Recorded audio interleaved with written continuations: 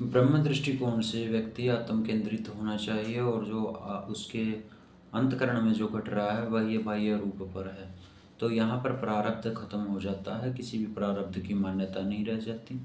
तो फिर जो इसके बाद में जो मनुष्य के साथ जो अज्ञात जो घटनाएं होती हैं, जो दुख और सुख होता है, वो फिर किस संदर्भ या परिप्रेक्ष्य में आएगा, तो वह आकर्षण के सिद्धांत पर आता है, जो कि हमारी ही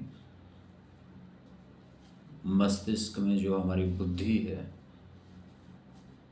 उसका एक खिंचाव है।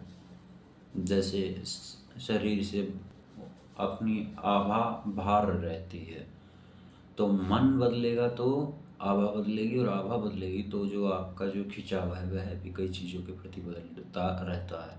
तो यहाँ पर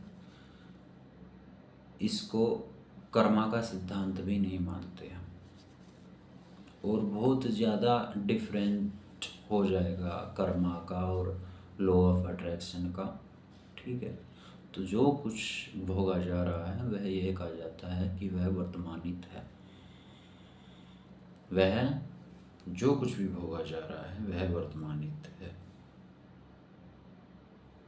और उसकी ज़्यादा भूतकाल में जाने की आवश्यकता नहीं होती। वो जो कर्म है, जैसा आपका स्वभाव है, जैसा आप ढले हुए हो, उस स्वभाव के अनुसार, उस एल्गोरिथम के अनुसार रिजल्ट वही होना था जो हो रहा।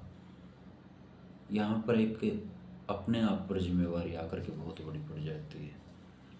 अब कुछ लोग बोलेंगे तो क्या फिर यहाँ पर देवताओं का मत हट जाता? नहीं, यहाँ सब्टल वर्ल्ड की पावर नहीं हटती। जैसे हम एक अनकाउंट सुप्रीम को मानते हैं, एक अज्ञ ब्रह्म को मानते हैं, उसके बाद में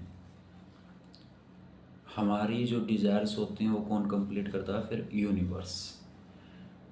और यूनिवर्स को हम किस सिंबल में देखते हैं? वो वहाँ पर एक अलग चीज़ आ जाती है।